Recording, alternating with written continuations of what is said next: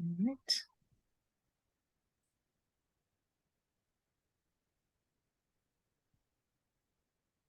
All right, good morning, everyone.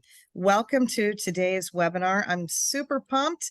It's morning, we've got our coffee, and we're sitting back with Joe Templin, author of Everyday Excellence. So Joe started his financial services career in 1995 as a college intern with one of our most illustrious carrier companies in the industry, Northwestern Mutual, after he was actually a lab rat at the Department of Defense. Joe's not your normal Joe, I should say. He's not your everyday Joe. He's got quite the history I'm sure he's going to weave in as he talks to us.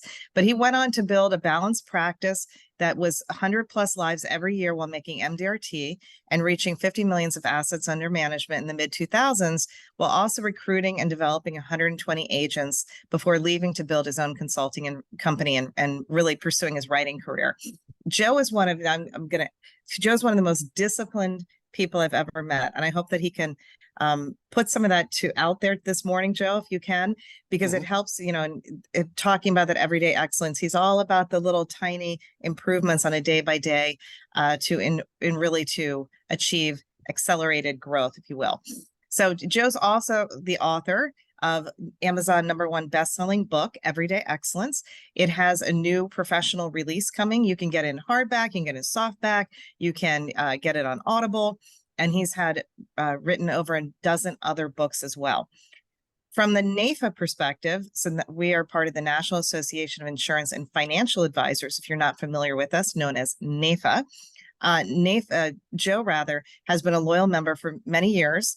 He was one of our national 4 under 40 winners, and he's a former international champion in Taekwondo. Plus, he also runs ultra marathons. So Joe is also known as the human Kaizen expert for his focus on continuous improvement on himself, individuals, and organizations. And he's been a volunteer and given his time, talent, and treasure for over 25 years in a multitude of different organizations. And he's a proud, still active member of his fraternity. So I'll give that little extra plug too. So Joe, with no further ado, I will turn the floor over to you. As a housekeeping note to everybody, if you've got questions, feel free to put them in the chat. We are recording this. We can send it later. And please invite your friends and we'll make that public for everybody. But Joe, please, the floor is yours. Oh, thank you. And actually, Suzanne, can you unmute everybody, but everybody mute yourselves? And if you have questions, I want you to jump right on it. I don't want them to linger. I don't want them sitting in the back. I don't really pay attention to the chat because I get going and I'm, I don't stop. So if you have a question, I want you to actually interrupt and ask that because somebody else might have that question too. So as Suzanne said, I'm the human Kaizen expert, and human Kaizen is the mindset of continuous improvement. So if we look at a small child, like a toddler, they are constantly learning. They're constantly growing physically, and they're constantly figuring out more about themselves and their bodies and what they can do. They start, toddling around, and then all of a sudden they're walking, then they're running around, and they're riding bikes, and they're in this continuous growth mode that Dr. Carol Dweck talks about of an open mindset. And unfortunately, under a third of adults still maintain that. You can get better. You can get better by applying consistent effort. Write this phrase down. To be excellent, you have to be consistent. And with your business, you can build an excellent introduction-based business if you consistently get introductions. And that's what we're going to talk about today, is the habit and some of the tools to make sure that you are getting the introductions that you need to run your business on a regular basis. So I'm going to actually start this. And where is share screen?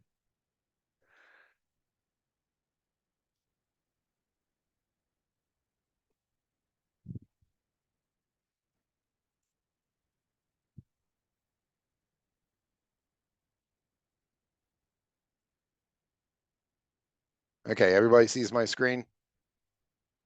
Yep, looks good. All right, awesome. It looks good. I don't. That's just the way it is. I've got a little bit of self-deprecating humor, if you couldn't tell, because I'm one of 6 kids. So that's just the way it was growing up. Okay, so why listen to me? I literally wrote the damn book. All right, so as I said, Suzanne said, I have recruited over 120 agents into the business. I have trained tens of thousands. I have literally looked at millions of data points across hundreds of thousands of agents and advisors crossing over decades. So I've extracted some decent information there. As I said, she said, I used to be a lab rat, so I take a very scientific approach to a lot of things, but I'm also Irish, so there's a lot of passion. So it's not, the book is available at my website. Suzanne will put stuff in there. But one of the things I do is I look for root causes. And when I look at why agents fail, it really comes down to two main things. One, they don't have enough people to talk to.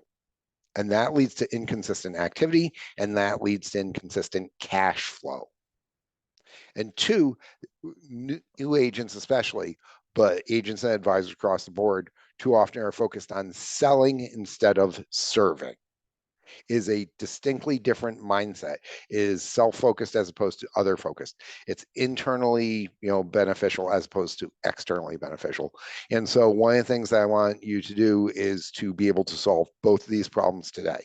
If you can do this, I guarantee you that within 90 days, you're going to build an introduction-based business, and 2024 will be by far your best year yet in the business.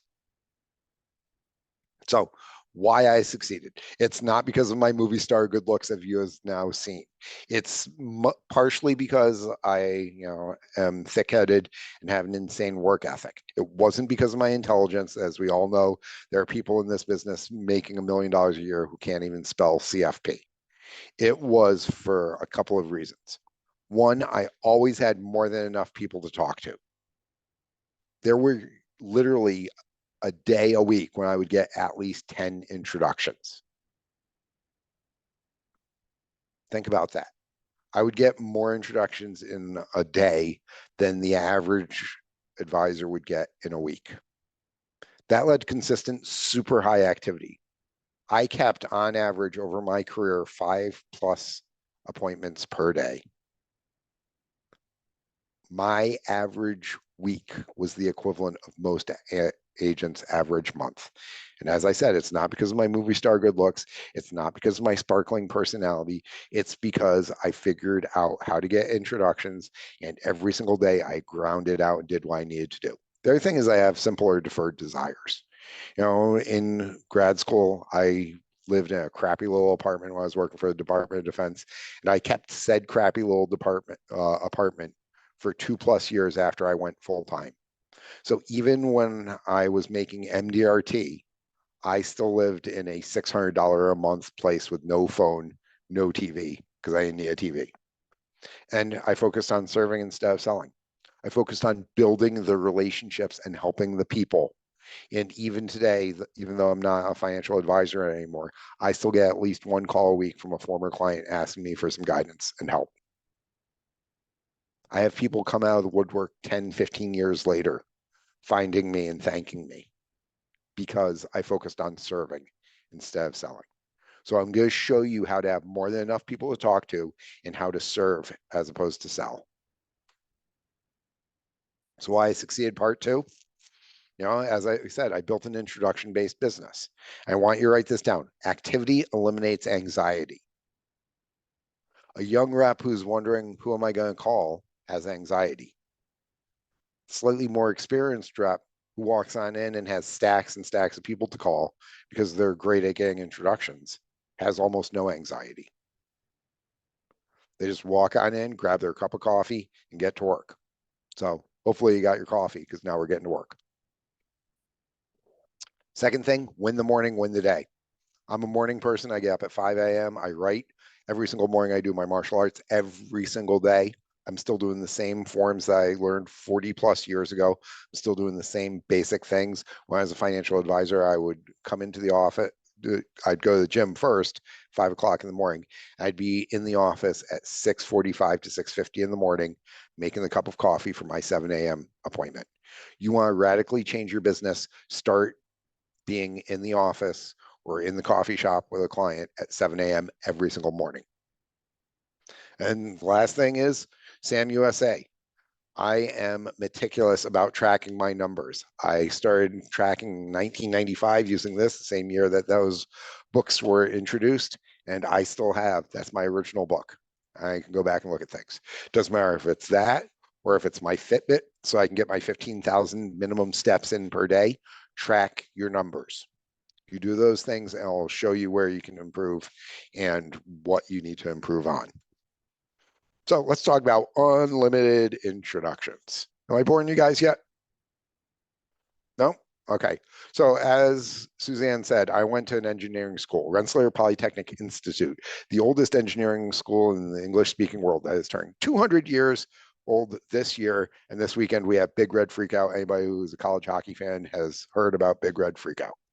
So when I went to college, when we started programming way back when dinosaurs roamed the earth and we still had punch cards, right after that, we were programming COBOL and C and all these other things. But there is a concept that I use all the time that I adopted for my engineering days. It's an if-then statement. If you use this, then you will succeed. If you use if-then statement at the start of your meeting with a client in what we used to call the approach, then you are going to succeed. The approach is in that first couple of minutes when you're establishing the relationship and you tell them who you are, what you do, how you do it, and how you get paid. Write those 4 points down. Who you are, what you do, how you do it, so your process, and how you get paid. People want transparency. They don't like surprises. So at the end, if you're like, well, let's talk about, some people that you know, and you haven't set it up and you haven't earned the right, you sound like the Kirby salesman.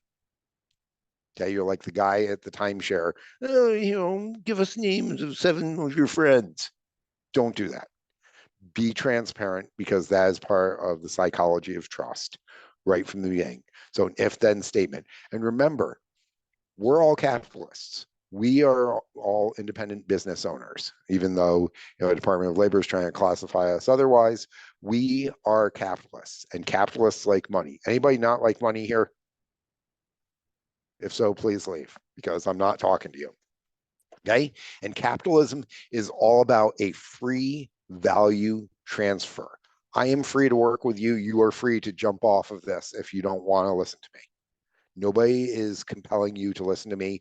Nobody's compelling a client to buy insurance from you. Okay? Capitalism is based on the value transfer.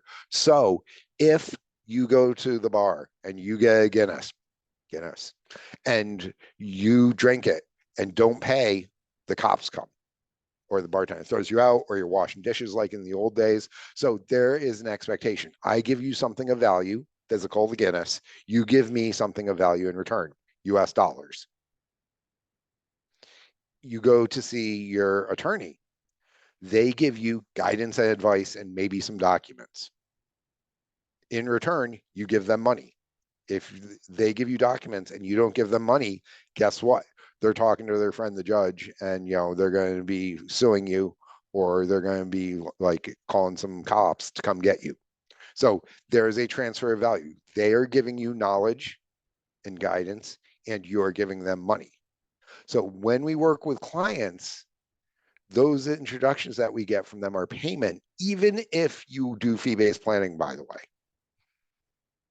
Okay, because that hour that you spend with them initially, you might not follow up with them. They might not be appropriate as a client for you. There might not be work to be done there yet, whatever. So introductions are the payment that you receive for that time that you sit down and help them out. And you need to make sure that this becomes a belief because beliefs are stronger than emotions. Beliefs are the core of all sales. Transfer of belief is what a sale ultimately is. And so you need to buy into, you need to truly believe in this if-then statement at the start of your meeting. And here is the actual if-then statement. Okay, I want you to write this down. If I create value, then you will introduce me to other people that can benefit from a similar conversation, the way Suzanne introduced us. Is that fair and reasonable? And there's a couple of people on this line who I've mentored in the past, and they can tell you that is exactly what I say, no matter what. That's exactly what I've taught them to say. And the words are important. Don't reverse the words and say, if I create value, will you then? Because that is weak. You are in charge of this meeting. You are the professional. You need to make a contract. If I create value, then you will introduce me to other people that can benefit from a similar conversation, the way Suzanne introduced us. Is that fair and reasonable? And that appendage at the end, is that fair and reasonable? My own children use that back at me now because I've used it so much over their lives. Because what is a potential client going to say? No, that's not fair. That's not reasonable.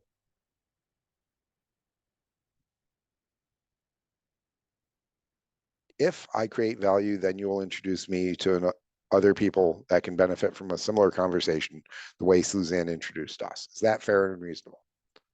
I've heard in the past people say, you will introduce me to 2, you'll introduce me to 5.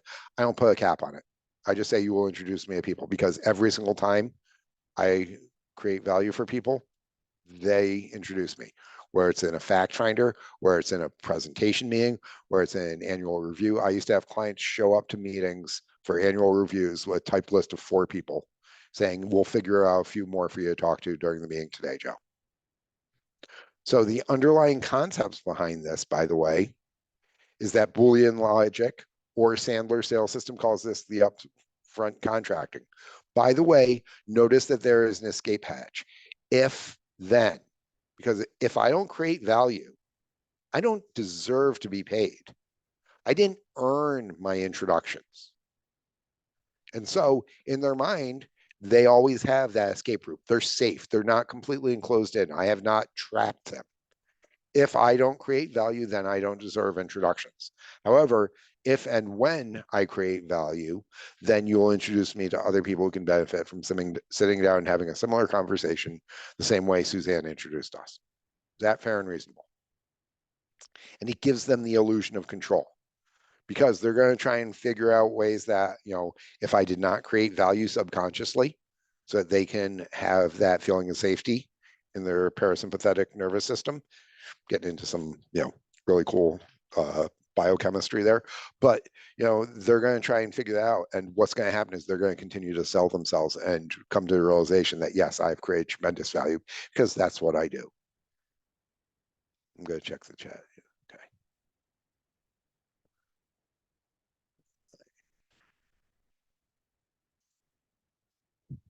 Why is this not working? There we go. So again, everybody's got that written down? The promise I make to you is, if you say that to every single person that you sit down with, and then you create value, and then make it easy for them to introduce you, you will get so many introductions, it will completely and totally change your life forever. You can buy me beer to thank me. So let's talk about creating value. I've heard a lot of young advisors say, oh, well, I'll ask for introduction after they buy something from me. Anybody ever say that or hear that from somebody in their office, so that we don't put you on the spot? Here's ways that I create value without selling a product. Budgeting. You ever sit down with a client, whether they're 22 or 42, and they need help figuring out their budget? What their student loans are going to be, how much it's going to cost to, buy that new house, and not just the cost of the house, but the insurance and putting stuff in it and the new taxes and everything else. You help somebody with that, you are providing tremendous value. They go pay fee-based planners $120, $150 an hour for that. You ever talk to a young client about, hey, don't put everything into your 401k. Don't just max it out blindly, because you only get a 6% match. And if you do the calculation, you put in the matched amount, and then anything beyond that, you put into a Roth IRA up to the maximum amount there. This is literally the savings of about $250,000 to $350,000 in taxes over their lifetime. If their CPA saved them $250,000 in taxes, how much would the CPA charge them? $2,000, $5,000, $10,000? You deserve to be paid for creating that $250,000 out of thin air for them. You do a risk tolerance evaluation with them. Oh, I'm a 10. I can take, all the risk in the market. And then we have what happened a couple of years ago when the market lost 40% in a month, and all of a sudden they're bunkered down and they're, crying underneath their blanket. Having them understand their risk tolerance is a huge help. And that, that example was for most younger people, but I know 75-year-olds who, have been told, oh, put everything in bonds. And when you look at their risk tolerance, because they're looking at multi-generational planning and all this, their risk tolerance is actually much higher. And so they're missing out on returns. So helping them with you create value. Ever look at somebody's benefits book and review it with them? Hey, you thought you had, disability insurance, but you don't, or it's only 50% and you pay for it, not the company. Or, you might not realize that you have this educational benefit. You had talked about going to graduate school. Look, your company will pay for one course per quarter for you. Take advantage of that. Is that of value to that client? Relationship with money discussion. Number one cause of divorce in the United States is disagreements about money. My ex-wife and I had very different philosophies that I was never able to overcome. As my mentor said, you know what, you can make 50,000 a year or 500,000, she'll spend it all. And when I made 500, she did. I don't spend money. That led to friction, ultimately a divorce. So if you can work with your clients and get them to understand their relationship with money and their significant other's relationship and be able to come up with something that works for both of them so that they can have a unified family philosophy, guess what? You probably just saved that marriage. Is that valuable? Another big thing is you want introductions, you give introductions. And not just to the attorney or to the CPA. Those are the big ones that everybody thinks about. What about the shrink to help them stop smoking? What about the babysitter? In fact, if you have young clients who have young kids, whether it's 2 or 4 or 6 years old, if you put together a short list of great babysitters for them, you are the hero. So think about all those relationships that you have with individuals who could benefit your clients and share them with the client. That is creating great value for them. And when you create value because of your if-then statement, you earn the right to be paid. You get paid with introductions, as we said. So I can tell you about all these different things, but I can't make you believe it. And remember, as we said, belief is more powerful than the emotion. Belief is more powerful than fear. And that's the reason why a lot of agents don't ask for introductions, is because they're afraid to. So your homework assignment, take out a piece of paper and right across the top, 25 ways I create value without selling a product. I've given you a start here, but what I want you to do is I want you to sit down with either a cup of coffee or an adult beverage. I just want you to brain dump on that, because there's probably some unique things that you do that I don't do, where you add value to your clients without selling a product. And you need to know this inside out, backward and forward. You need to live it. Anybody who has interacted with me knows that I have very supreme confidence, and it's not arrogance. It's based on what I have actually done. I have yet to meet a person who is not going to benefit from sitting down and talking with me either now or at some point in the future because of what I bring to the table. And it's not because of products. It's because of my knowledge, it's because of my experience, it's because of my other relationships. And once you adopt that same level of belief system and have demonstrable ways of adding value, you're going to change your behavior and you're going to be building an introduction-based business. So, homework assignment, 25 ways I create value. And then, since you have the upfront contract with them, if I create value, then you will introduce me to other individuals who could benefit from sitting down and talking with me the same way Suzanne introduced us. Is that fair and reasonable? You have said upfront contract. You need to close the contract at the end of that meeting. Couple of steps. Ask, was this helpful, or was I helpful? And what's going to happen is they're going to give you a surface level answer. Yeah, this was helpful. Yeah, it was great. Yeah, it's fine. Okay. Okay, and you can almost see them flipping their hand like that as I'm talking, because it's just the first question. Too many advisors and agents stop there. You need to go beyond that to the second level of questioning. What was most helpful to you? And this is where they sell it themselves. Oh man, I didn't realize that I had, this benefit from work. You know what? I didn't realize that like my beneficiary on my 401k was still my mom, even though I've been married for 10 years. Hey, I didn't realize that my ex-spouse was still listed as the beneficiary on my life insurance. How about that one? I came across a lady who literally her ex-husband's new wife tried to sue her because she was still listed. If I had met with that dude previously, that wouldn't have happened.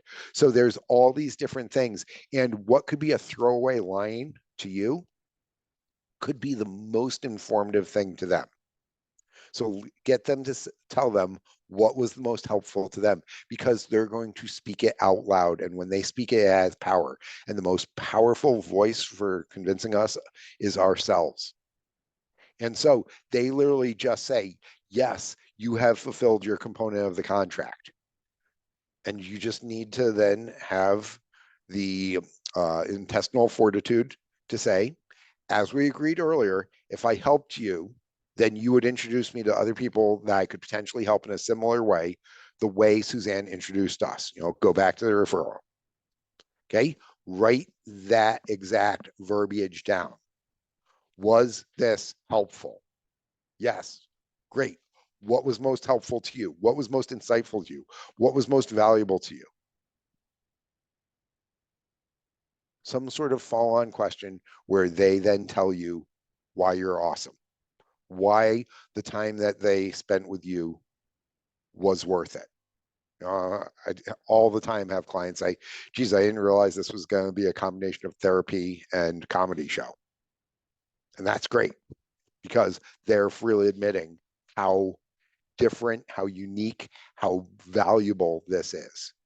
And so then, as we agreed earlier, if I helped you, then you would introduce me to other people that I could potentially help in a similar way, the same way that the person who introduced us. And then the last thing is make it easy. Clients are lazy. Always remember it. Every client is essentially a 14-year-old boy who just wants to sit there and play video games. I don't have a 14-year-old boy. I got a 13-year-old and a 17-year-old. But yes, that's all they want to do. So you need to make it easy. How do you make it easy? Have a feeder list of names. By the way, anyone who joins NAIFA today and signs up for stuff, I will send you one of the copies of my feeder list. It's probably worth $10,000 of production to you. So as I would say to the client, is that fair and reasonable? I would do my, as we agreed earlier, if I helped you, you would introduce me to other people that could potentially help in a similar way, the way Suzanne introduced us. By the way, I had my staff do some research. Here's some people from your world who I think that I might want to get a chance to know. Do me a favor and cross off all the jerks, because the only jerks allowed are me. Connor, who's on the line, can literally tell you, I've done that before. Okay. I hand them a list that I put together from their LinkedIn or their other social media of people that they know, or I pulled the name of the other associates in their office, or I looked at other things around them to find that list of names to feed them. Feed a list of categories if they don't have great social media. Who else did you go to graduate school that you still like and respect that you keep in contact with? Who's your best supplier? Who's your mentor at work? Who's the person that you want to be 5 years from now? Who's your, going to be guardian of your kids if anything happens to you? Shouldn't we make sure they're as taken care of as you are? And then fade back names from the discussions. They'll mention their attorney. Hey, you know what? I always work with the other professional advisors, the attorneys, the advisors, everybody else, to make sure we're all on the same page for our clients. and family and friends.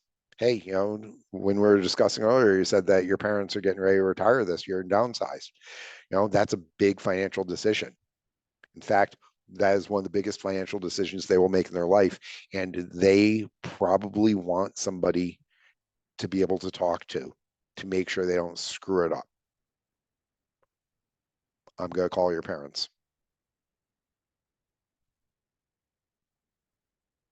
So by making it easy for them, by lowering the friction of doing business, you make it very easy for them to give you introductions and then give you more and more in fulfillment of their end of the contract. But, you know what? It didn't feel good. But I don't want to ask now, but, I'll do it when I deliver. But the senior guys in my office don't ask for introductions. But we ran out of time. But, as Jocko Willink would say, your excuses are lies. They're all just excuses. It's because you're afraid to ask for what you deserve.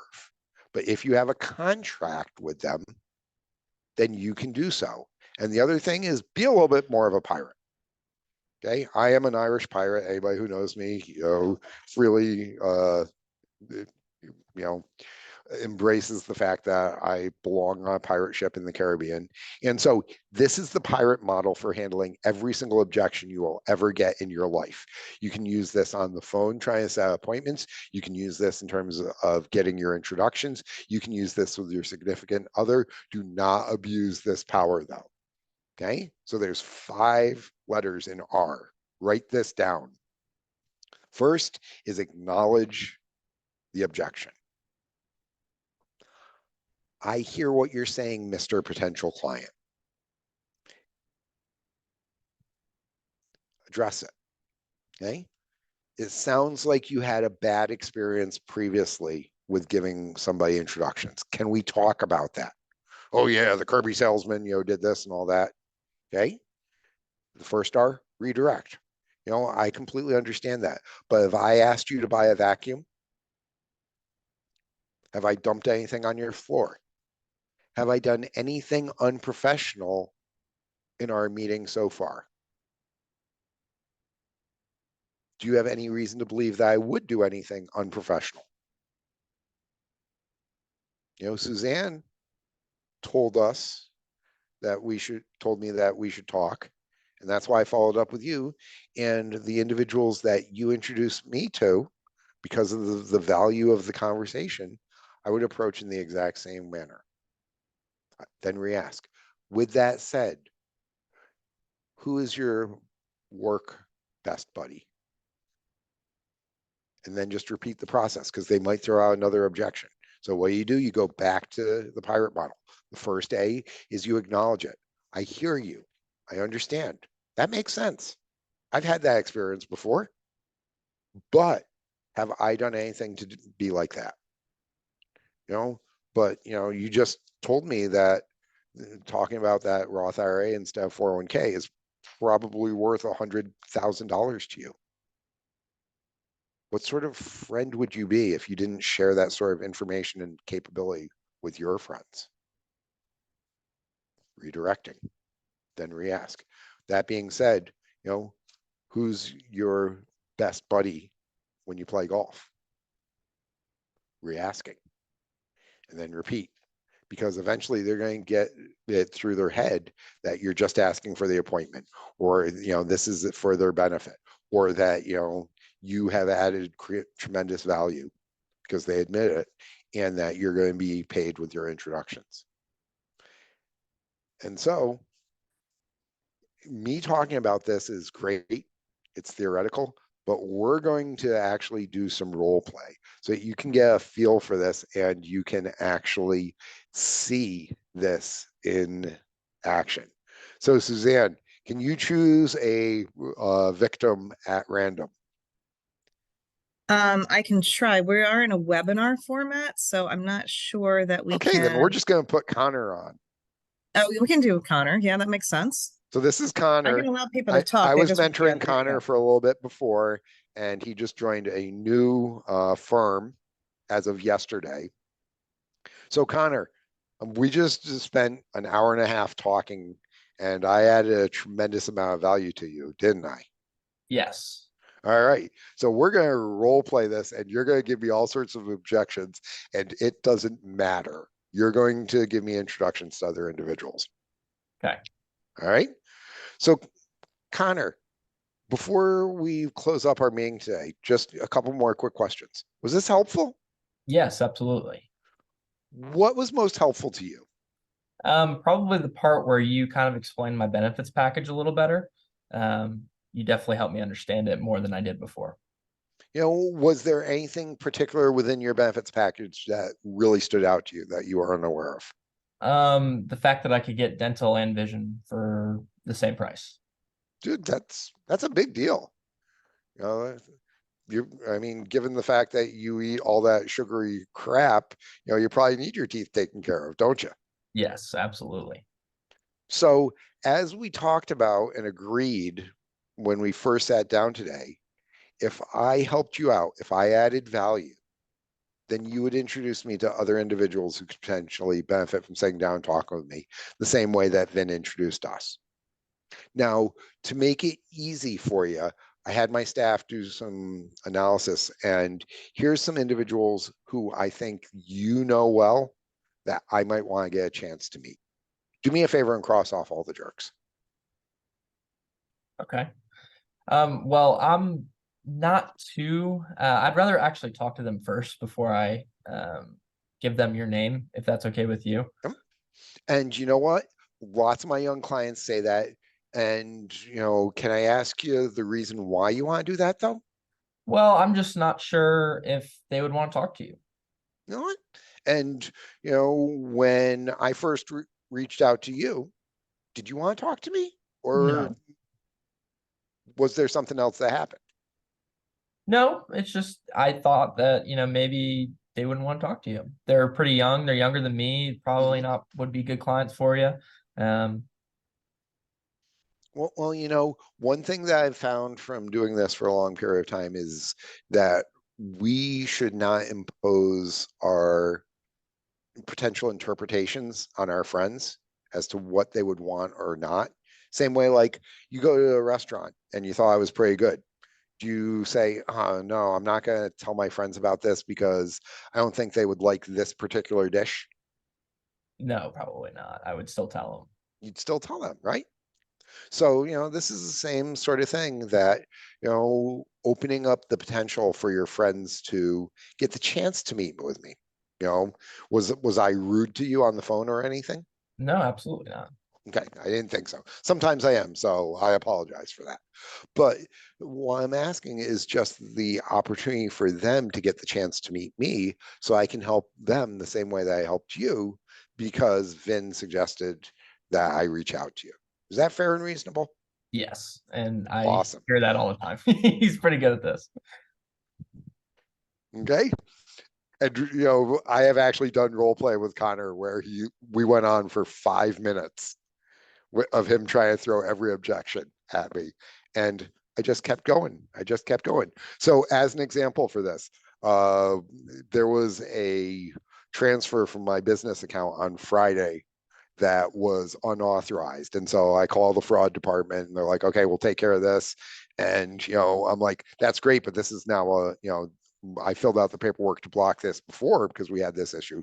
So this is a you problem, which is now a me problem. So, and it's back to you problem. So let's talk about how we're going to deal with this.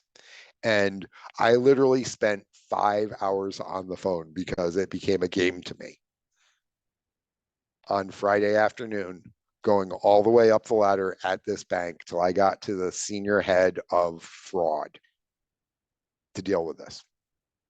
And I just kept using the pirate model. That's great. However, this is a you problem because the paperwork was filed correctly. Your people admitted it. I have a copy of the paperwork. So what I want is I want you guys to be able to address this situation. And I just used that same theory over and over and over again until they got tired of talking to me. and I got what I wanted. Hey, Joe, Yep. we've got a couple of questions here. Can you go over the acronym one more time and what each letter means? Sure. So R, like a good pirate. 1, acknowledge. I hear you, Miss Client. That makes sense. So what you're saying is some way of making them feel heard, because too often financial advisors just ignore what the potential client's saying. Clients want to be heard. So acknowledge, I hear you. If what I hear you're saying is this. Secondly, is you address the situation, because all too often people say, yeah, I hear you, but, and they just go on, you know. So am I like that? Is that true in this situation? Have we given you any reason to believe that in our situation here? But, you know, does that apply to you? Okay, so you actually address and neutralize their argument. Third is you redirect. But, you know, really the reason for my call is just to sit down, shake your hand, show you a little bit about the type of work that I do. You know, the reason why I'm calling you is because Suzanne said such great things about you, said we should open the relationship for the future. You know, the reason why I'm calling is because Connor said you're a good human being and that I could potentially be of value for you at some point. The reason why I'm calling is that Bill said that you're a wonderful woman and that you're going to go and do great things and that we should build a friendship. You know what? The reason why I'm calling is that your boss said that you're a superstar in the making and that I should help you now to make sure that when you're president of the company down the road, you're doing the right things. Okay? So acknowledge, address, redirect, and then re-ask. People don't ask. Like I see people on the phone who are calling to get appointments and they ask once and they're like, okay, thanks, bye. No, keep asking, because people say no on 80% of your first ask. It drops down to 60% on your second and it drops down to 40% on your third. So if you ask at least 3 times, you're probably going to get whatever you're asking for, whether it is the discount at the counter or the appointment on the phone or the introductions or the $100,000 premium case or whatever it is. Keep asking and then just repeat the cycle. You know, they're going to give you another objection. So you acknowledge that particular one. I hear you, Connor. That makes sense. However, that is not in line with what we talked about for X reason. You are now addressing the objection. That Another being great, said, oh, go ahead. I was gonna say another great question that just came in from Josh.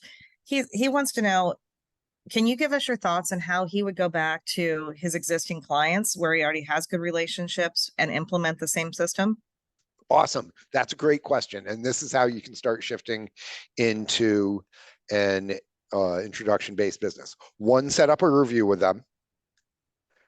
2, at the start of that meeting, say, by the way, I'm making a little bit of shift in my business. I'm trying to shift to working only on an introduction basis by the end of this calendar year. And one of the things is that I have found that my clients who I have added value to, that I have served, have gotten a tremendous amount of value from this without me selling a product in a lot of ways. And so what I want to do is see that if I can help you without selling any additional products, then you introduce me to other individuals who could benefit from having a similar conversation. Is that fair and reasonable? And then you just bring all sorts of value to them. And I used to go and meet with centers of influence like attorneys and accountants, and I would bring them ideas that would turn around and they could get $10,000, $15,000 of billable work from.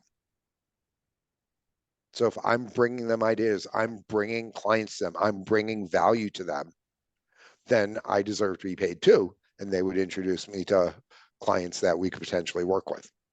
So go back, basically re-establish a new parameter for your relationship going forward.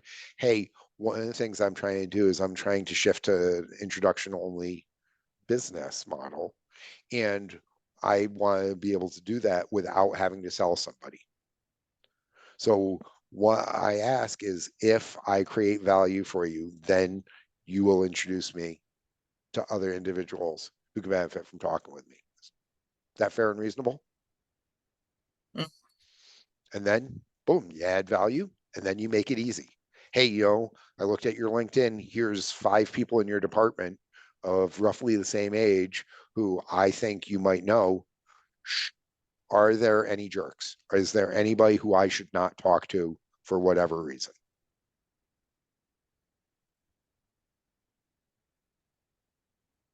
That's a good question. That is a good question. I like ending with is that fair and reasonable? Because you're putting that choice back and that power back into the client or the prospective client. No, I'm not giving them power. I'm giving them the illusion of power, which is even That's better. exactly. So They're they in think they're in perception. charge. Yes, they think but they're in you charge. as That's the right. advisor still maintain control. Right.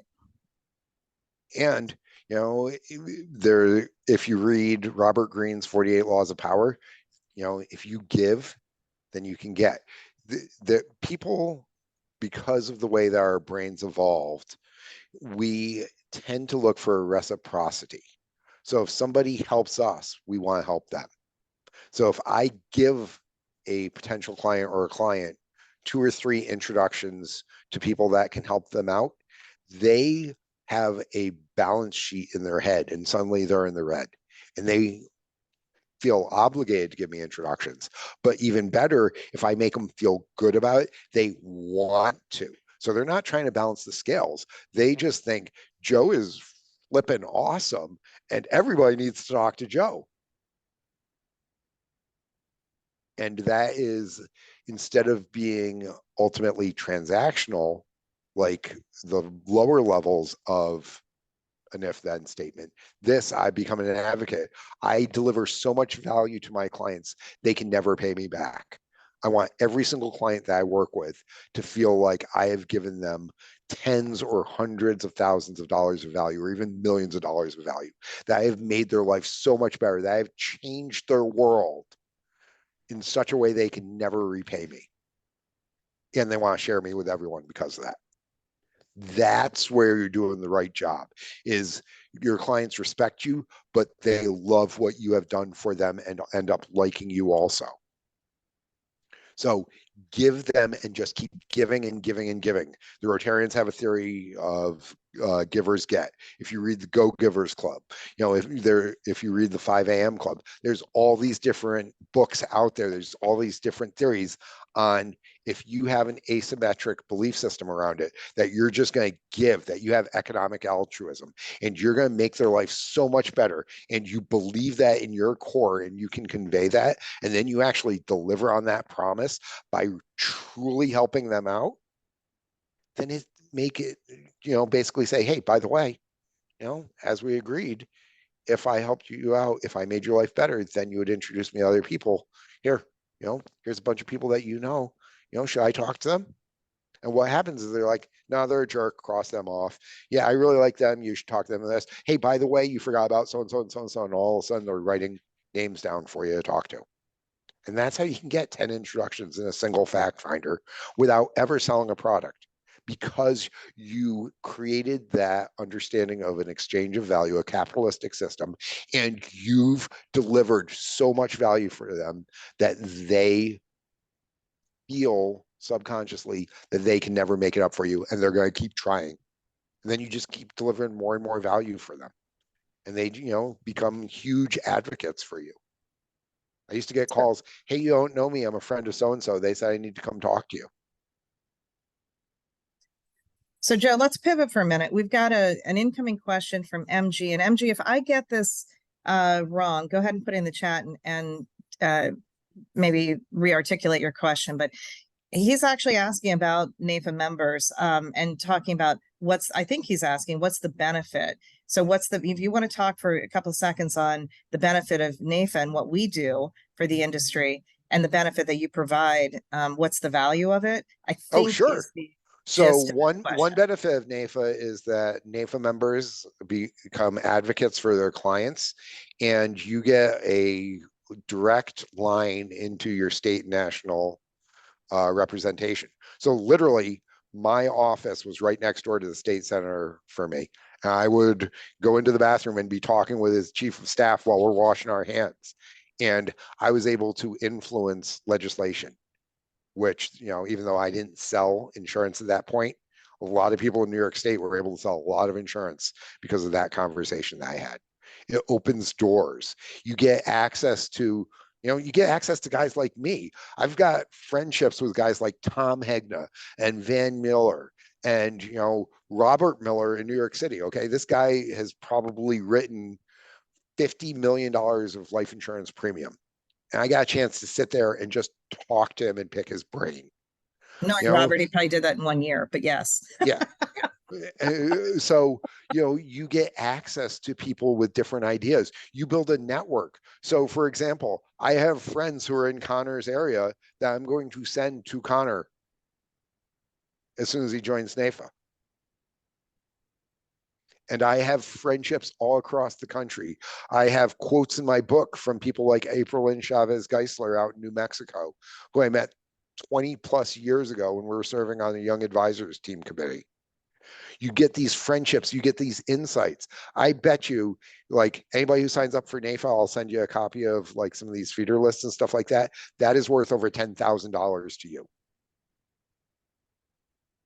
That's the value right there. Yeah, you get all sorts of cool discounts on things like the SAME program and these various other things. Yeah, you get, the advocacy and stuff like that. The friendships are incredible. And having friendships and people who can drag and push you. I was in a study group with some big producers 20 years ago, 15 years ago. Some of these guys are doing $10 million of total production now in their late 40s. We were there to help each other out in the early days when, somebody's wife left them, or somebody had a big case go south, or somebody was struggling with their manager. We built these friendships and got these insights and ideas, and we're all still in the industry in some capacity because of that. So that bonding is something that people don't talk about, but every single video game out there today basically has some sort of chat feature to create these relationships to keep you in that game. NAIFA is that chat relationship, is that cheat code, is that insight to keep you in the game of being an insurance agent and financial advisor. So those are some things that you get from it. By the way, having the blue triangle on my business cards, I had clients when I was a college intern say, oh, you're not even going to be here in 6 months, maybe because you're a college intern, but you're a member of your professional association. I'm like, yeah, because the planning that I'm doing is going to be around forever. This gives me access to the best brains in the business so I can do the right thing for my clients so that you're taken care of. And every single year that I was a producer, I sold at least one case just from having that on my business card. Good point. Okay, well, we're coming up on the top of the hour, and oh, excellent. Hey, MG is actually Michael Garrity, and Michael Garrity, thank you, Michael, for writing in. He said that actually he's been a NAIFA member for 34 years. All your points are incredibly valuable, and he wants to give a shout out for one of our most beloved programs, Lily, Leadership in Life Institute. And so he's a graduate and is a great example. And thank you for everything you've done, Michael Garrity, for NAIFA and for the industry. And I think that's the other piece of it. It's that we have kind of lost the some of our institutional structures in our society and belonging, right? But there's a huge craving for it now. And it is some of the backbone of our economy and of our American society in the way that we operate in a democratic process. And so I think what is interesting is that we do see more people wanting to return to that and wanting to give back. And it's part of it's post-COVID and wanting to come back into kind of community with others and be in person. But what's nice about NAIFA now is that you've got, we're the only group that has that ability to do it at the local level, at the state level, at the national level, and you can have all these kind of tiers of friendships and networks, and it's something incredible. So to Michael Garrity's point, if you're not familiar with our Leadership in Life Institute program, it's kind of a capstone course, if you will. And what it does is it prepares you both personally to figure out kind of what your why is and what your game plan is for your life, but you can then translate professionally. But it also sets you up to be a leader, and not just a leader in NAIFA, but a leader in your community and a leader in the industry. And I think that's another piece of it. So membership in your professional association is not just about what you get. It's also about you being a bigger piece of this illustrious industry and how we're, what we're doing for the American economy. So we roughly estimate that NAIFA members are driving and helping more than 90 million American households. That's a big footprint in the economy. So if you want to be part of the industry and be a leader of it, right, and be bigger than yourself, then NAIFA is your rightful home, and we want you to belong. So if you haven't joined, consider doing so. Be like Joe, be like Michael Garrity, be like Rick Demko, who's out there, and Tom Palmieri that's out there. Be like all these great people and join us. So any last thoughts, Joe, before we wrap up? Yeah, here's, your action items to succeed. Join NAIFA. NAIFA members make more money, period, case closed. Okay. Do your how I add value homework. You go through that alone, and that's going to help you make enough sales to pay for your NAIFA membership for at least a year, probably more. Practice your language each day. Run your lists. If you join NAIFA, I'll send you feeder lists that you can use. That alone will be worth $10,000. So that will pay for your NAIFA membership for the rest of your life, probably. And then do it. This is a special program that I have put together with Sam and in conjunction with NAIFA. This is a daily coaching program where every single day you will get an email to help you be a better advisor and agent, whether it's an introduction question, whether it's a logistics thing, whether it's closing language, whether it's a biohack, whether it's sales psychology. And if you join NAIFA and use this code, you will get 1 free month of it. That free month will pay your dues for NAIFA for an entire decade, probably. This is what we're giving you. Givers get. This is my gift to you to help you build your business and go out and help more people. And there endeth the lesson. Thank you. All right. Thank you, Joe. Thanks, everybody, so much. Thanks for showing up. And thank you for belonging to NAIFA if you do. And again, the invitation is always out there to join us if you're not. And you can always, again, find Joe. We have other benefits. If you haven't seen Joe, if you love Joe and you want to see more of Joe, I guess I should say it's a better way to do it. He's done a couple of other webinars for us under Advisor Today. You can find that online at at.naifa.org, as well as in the Business Performance Center. So lots of options to see and hear and read Joe. So Joe, thank you very much. Looking forward to working with you soon. Thanks, everybody. Have a great day. Anytime, Suzanne. It's my pleasure and honor.